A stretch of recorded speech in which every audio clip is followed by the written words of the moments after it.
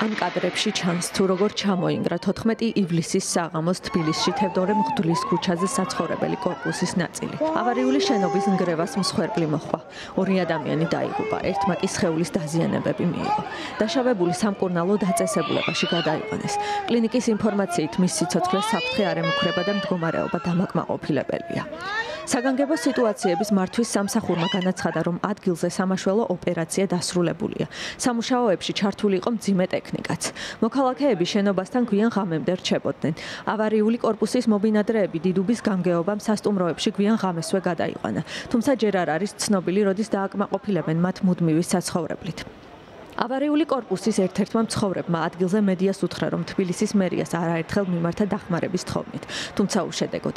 ადგილობრივები იმასაც ამბობენ, რომ ირგვლივ კიდევ ათობით ავარიული შენობაა და კიდევ უამრავი ადამიანის სიცოცხლეა საფრთხეში. მინიმუმ მე პირადად მაგ 10 ჯერ დანარეკი მერიაში. აი ჩემ Facebook-ში რო ნახო, აი ძალიან ბევრჯერ მაგ დადებული. იქ ბებოსთან ყიდულობდი აჯიკასთან რაღაცებს და სულ ვაფრთხილებდი, რომ აქ რანაირად არა მიყურადღება არ მიაქცია რა, ანუ იმხელა რაღაცა იყო გადმოწეული, რაც ლოგიკურია, საფრთხეს ქმნიდა, პატარა კენჭებით შევდო. არ ჯეროდა, ანუ ამ ადამიანებს არ ჯერათ რა, სანამ რაღაც არ დაეცემა თავში და სანამ უბედურება არ დატრიალდება, აი ყურადღებას არავინ არ აქცევს და ანუ აქედან არ დავდიოდი სპეციალურად, აქედან უყურებდი, რომ მე და ჩემი მეუღლე ვიყავით იმ დღეს და იმასაც ვუთხარ, რომ იქ არ გაიარო, მეთქი არ გადმოვარდესო რა, ანუ იმდენად ნათელი იყო რა და არ ვიცი, ახლა რანაირად არ უნდა მიაქციო მაგას ყურადღება, მე ვერ ვხვდები იქ რომ მუშაობდა ის ბებო, სულ მაგას ვეუბნებოდი, მეთქი რანაირად ხარ აქ რა. ეგრე 10 წელია ვარ. თევდორე მღვდლის ქუჩაზე ვცხოვრობ, პირველი ჩიხი ნომერი 4. საშინელი ბზარებია, სახსა აქ 10-15 სანტიმეტრიანი ბზარები, ხალხი ცხოვრობს, არაერთხელ მივმართეთ მერიას, მაგრამ უშედეგოდ საშინელი მდგომარეობა რა, თევდორე მღვდლის ქუჩაზე. ანუ საძირკველი არ აქვს სახლებს ფაქტიურად. პირადად ჩვენ სახლებს საძირკველი არ აქვს და საშინელი მდგომარეობა. ფანჯერაც რო შეცვალო, ნებართვა უნდა აიღო, ისეთი მდგომარეობაა.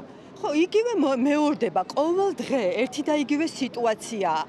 ბზარები აქვს სახლს, გამოსავალი არაფერია. ველოდები და სიკვდილს ელოდება, მაგრამ მაინც არ შველის. ანუ ადამიანები კვდებიან, იღუპებიან ადამიანები, მაგრამ არანაირი რეაგირება, ვითომ არაფერი, ისე აცხადებენ.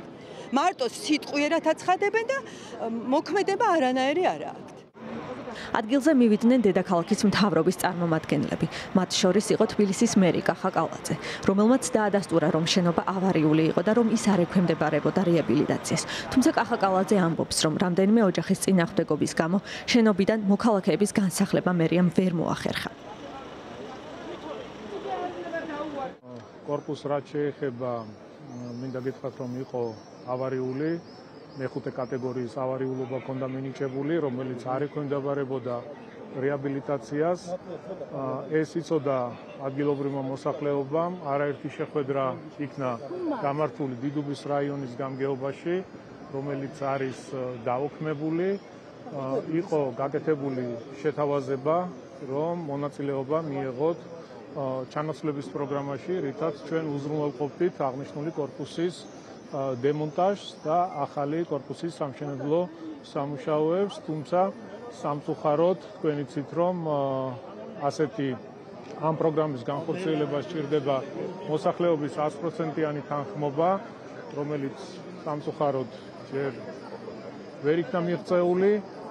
რამოდენიმე ოჯახი, რომელმაც განაცხადა თანხმობა, გაყვანილია ქირით, უზრუნველყოფილია ქირით, თუმცა განარჩენებმა ამ ეტაპზე განაცხადეს უარი. ეს არის რეალური მდგომარეობა. ადგილზე საკრებულოს გარემოს დაცვის კომისიის თავმჯდომარემ განაცხადა, რომ ეს შენობა შემოსაზღვრას არ საჭიროებდა. თუმცა ადგილზე მყოფი მოქალაქეები აცხადებდნენ, რომ ეს შენობა საფრთხის შემცველი იყო, არა მხოლოდ მობინადრეებისთვის, არამედ გამლველებისთვისაც, რადგან მათივე განმარტებით წლების განმავლობაში დიდი რისკი იყო გარე ფასადის ჩამოშლის.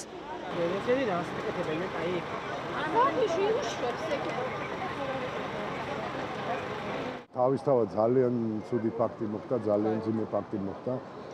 ამ შემთხვევაში საქმე გვაქვს იმასთან, რომ ეს შენობა არის 50-იანი წლების შენობა დაახლოებით, როცა წინაბეტონის კონსტრუქციები არ იხმარებოდა, შესაბამისად ის პარაპეტი, რაც ჩამოინგრა, ეს არის თავის დროზე დეკორაციისთვის ნახმარი, ვთქვათ, ელემენტი შენობის გალამაზებისთვის და მოხდა ეს ფაქტი.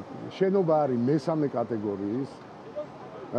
მესამე კატეგორიაზე აქ მე უსმინე სხვადასხვა საშუალებებს ინფორმაციის და იქ საუბარია იმაზე, რომ შემოეღობათ მესამე კატეგორია არ გულისხმობს, რომ იქ უნდა შემოღობო ეს შენობა, თუნდაც წარმოვიდგინოთ ის, რომ ადამიანები არ გამოდიან სახლიდან და რას უღობავ ახლა იმას, ხო, თავისთავად. ეხლაც კი, როცა მიმდინარეობს მოსახლეობის გაყვანის ღონისძიება, სადაც გადაყავთ მოსახლეობა სასტუმროებში, ეხლაც კი აღმოჩნდნენ ოჯახები, რომელსაც გასვლა არ უნდათ აქედან. ნუ ეს არის რა, არ ვიცი რა, უმძიმეს სიტუაცია, სხვა ტრაგედიასთან გვაქვს საქმე. შემთხვევის ადგილზე მივიდა შინაგან საქმეთა მინისტრი გელა გელაძე. უწყების ცნობით გამოძიება დაწყებულია სისხლის სამართლის კოდექსის 240 მუხლით, რაც სამთო სამშენებლო ან სხვა სამუშაოს წარმოებისას უსაფრთხოების წესის დარღვევას გულისხმობს. და ვიდრე გამოძიება სამართალდამრღვევს იპოვის, მოქალაქეები ეძებენ გზებს, რომ შეძლონ იცხოვრონ უსაფრთხოდ.